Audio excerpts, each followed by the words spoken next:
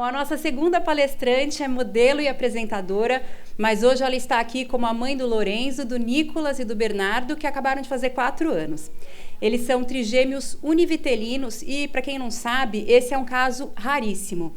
Ela recebeu a notícia com espanto, mas desde sempre adotou uma atitude positiva e chegava até a consolar o médico quando ele ficava apreensivo com o desenrolar da gestação. Vocês vão ver como a fé e o pensamento positivo superam qualquer dificuldade. Eu chamo ao palco a apresentadora do Esquadrão da Moda e mãe de 3 filhos lindos, Isabela Fiorentino. Se Deus quiser, um dia eu quero ser índio. Bom dia, gente, tudo bem?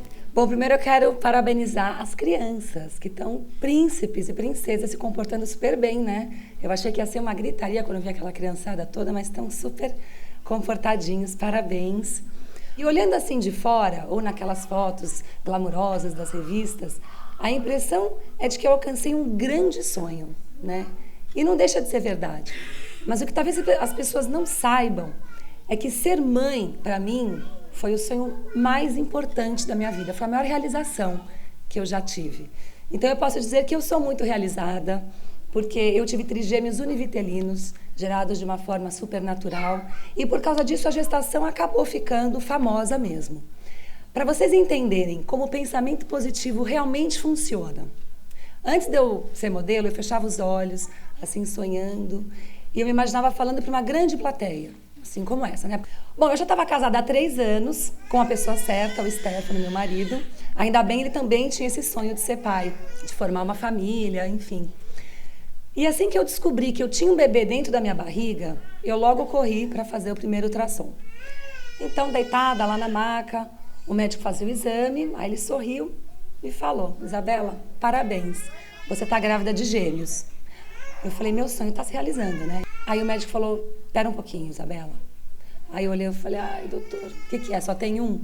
Ele falou assim: não, você tem 3. Você tem trigêmeos univitelinos na sua barriga. São 3.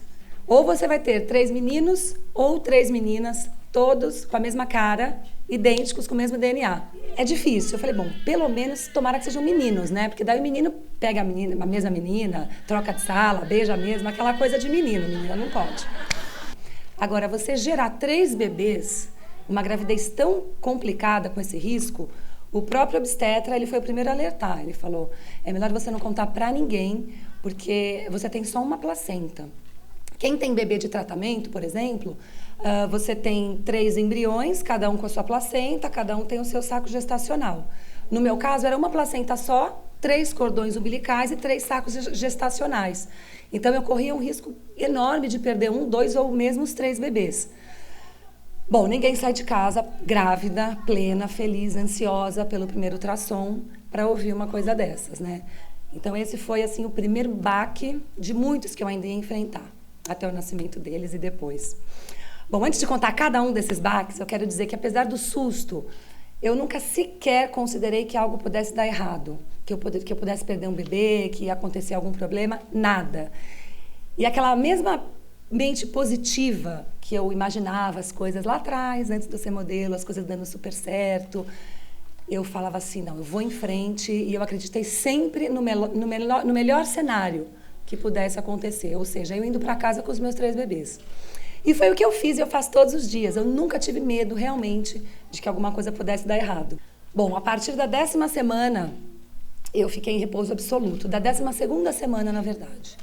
Comecei, realmente eu não podia nem andar. Eu ganhei uma cadeira de rodas de aniversário de casamento. Bom, nesse tempo todo eu me alimentei super bem, de verdade. Eu não comi doce nenhum. Eu só comia gorduras boas, tudo bem equilibrado. Eu engordei quase 30 quilos. Porque eu tomei muito soro quando eu estava internada, enfim. Bom, a barriga cresceu tanto que eu quase não conseguia respirar, né? Uma grávida, geralmente, com um filho só, não consegue também, não respira super bem. Enfim, só que eu sentia dores, assim, muito grandes na bacia, no osso púbico, porque abria demais, né? Abriu muito rápido. Com 26 semanas, eu já tinha muitas contrações. Na verdade, eu tive várias contrações desde o começo. Com 26 semanas, era uma contração que ficavam 3 bolotas, assim, na barriga, né? Eram as 3 cabeças. E o meu médico achou melhor me internar com 26 semanas até o final da gestação, que assim, o meu maior sonho seria ter os bebês com 34 semanas. Era o que eu mais estava sonhando. Aí, com o passar do tempo, eu falava, não, 32. Ai, não, pelo menos 30. Enfim, no dia 1º de agosto, na madrugada de 1º de agosto, ainda na 27ª semana, a minha bolsa estourou. Eu passei por uma cesárea, o tempo todo com aquele pano na minha frente, o meu marido segurando a minha mão do meu lado. E aí eles começaram a nascer e eu só via assim uma cabecinha pretinha assim passando. E eu perguntava, amor, e aí, eles são muito pequenos? Ele falava, muito, muito pequenos. Eles são muito pequenos. A gente até tem o vídeo. E ele, né, emocionado, e eu não conseguia ver, só via a cabecinha passando. Primeiro foi o Bernardo, depois foi o Lorenzo, depois o Nicolas. Os 3 juntos, eles pesavam 3 quilos. O Bernardo com 800 gramas, o Nicolas com 800 gramas, o Bernardo com 1 quilo e o Lorenzo com 1,2 kg. Só que na maternidade todas as crianças perdem peso. Então o Nicolas chegou a 700 gramas. Era assim uma coisa... Enfim, eles eram prematuros extremos. E eu só pude vê-los depois de um dia. Eu dormi aquele dia inteiro. Dormi, né? Passou aquele dia inteiro, o meu peito muito inchado, muito leite, eu fazendo bolsa de gelo. Meu médico falou, coloca um top apertado, faz gelo, porque você não vai poder tirar o leite, não vai poder amamentar até o dia seguinte, a hora que o banco de leite abre. Aí eu cheguei na UTI, de cadeira de rodas, e vi lá as 3 incubadoras. Eu falava, isso aqui não tá certo, tem alguma coisa errada. Eles tinham que ficar mais 3 meses na minha barriga. O que eu fiz com tudo aquilo? Eu cheguei à conclusão que em poucos dias, que eu tinha mais é que agradecer por todos estarem vivos, estarem bem, estarem no melhor hospital que eu poderia estar, porque senão realmente eu não sei como teria sido. Se eles tivessem nascido, se eu tivesse em casa, se não tivesse sido tudo tão rápido. Bom, essa orientação positiva me ajudou a enfrentar muito o que viria a seguir. Que no 4º dia de vida, o Lorenzo teve uma hemorragia cerebral. E foi o mais pesado, engraçado. Isso pode acontecer realmente com prematuro. Os 3 perigos da UTI é infecção e hemorragia cerebral. O médico explicou que ele corria, sim, um risco de morte, que ele poderia ter sequelas gravíssimas ou que ele poderia sair sem sequela nenhuma. E eu, lógico, toda positiva, foquei no sequela nenhuma. Bom, lá era assim, a minha rotina de UTI. Eu chegava às 7 da manhã e eu ficava até às 10 horas da noite. Mas eu vou contar só uma coisinha antes de eu continuar, que foi o dia que eu fui para casa. Eu fiquei no hospital, eu mentia, na verdade, porque eu tinha que ter alta, né, porque eu já estava lá 7 dias, só que eu não queria ir para casa, porque os meus filhos estavam no hospital, como é que eu ia para casa? Então eu fingia que eu não tinha ido ao banheiro ainda. Porque você só tem alta quando você vai ao toalete, né, quando você faz o número 2, senão você não pode sair do hospital. E elas traziam aquele leite de ameixa lá, sei lá, uma batida de ameixa. Eu jogava fora, falava, não consegui ir no banheiro ainda. E eu fiquei 10 dias no hospital.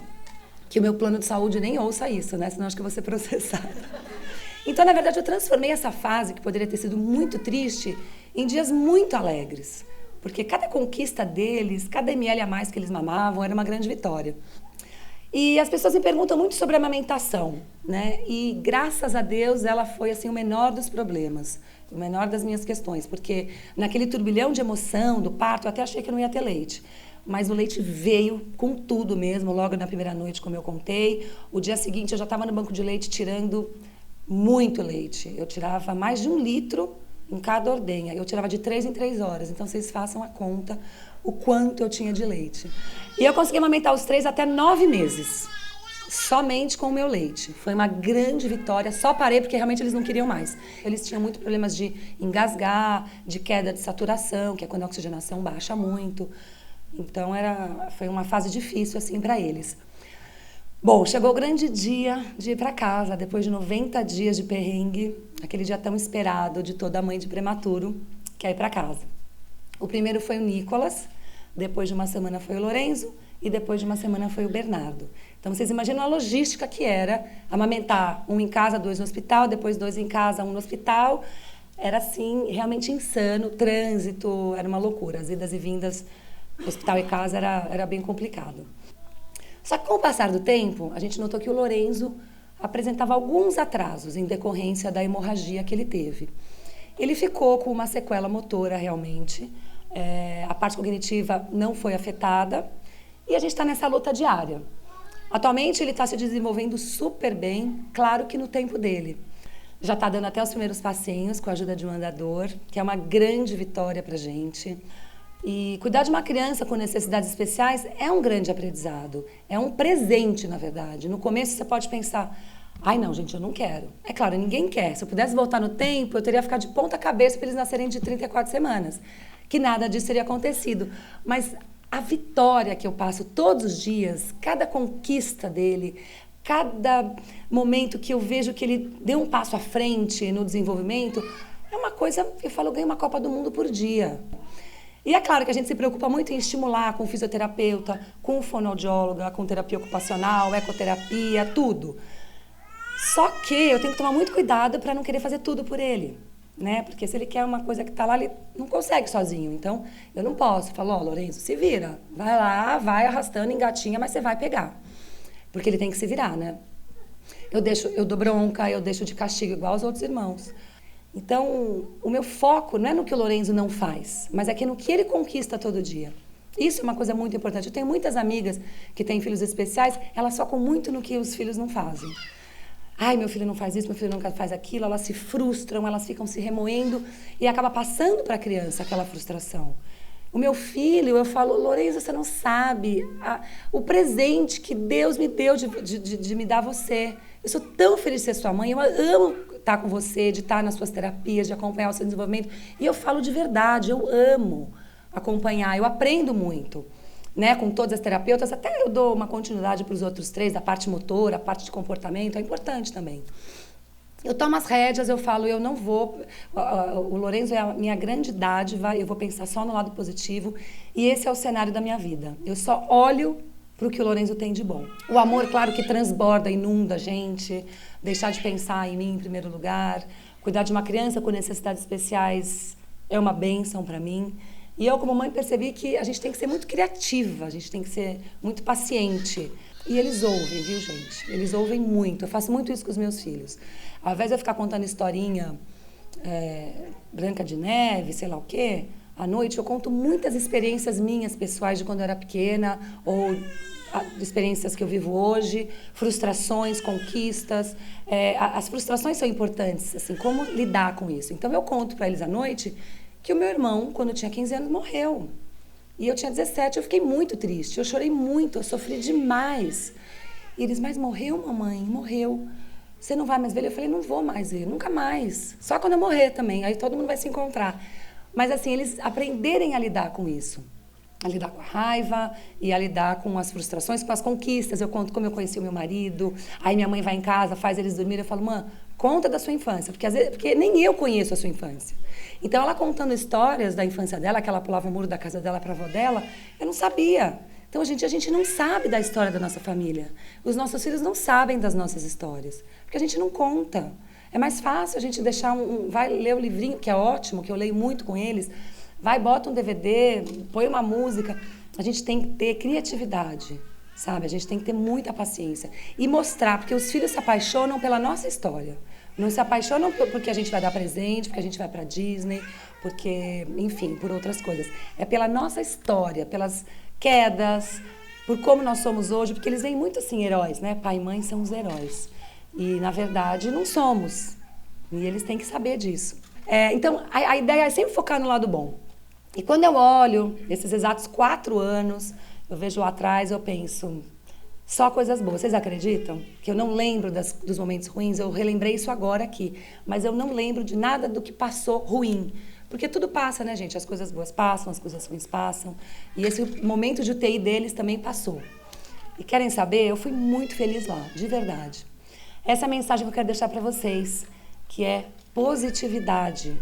A gente deixar passar tudo que é ruim, não focar no que não é bom. A gente tem a mania de focar no problema, focar no que é ruim. Não, deixa tudo para lá e foca nas coisas boas que a vida nos proporciona. Tá bom? É isso, gente. Espero que vocês tenham gostado um pouquinho da minha história. Foi rápida, mas foi com todo o amor e toda a sinceridade.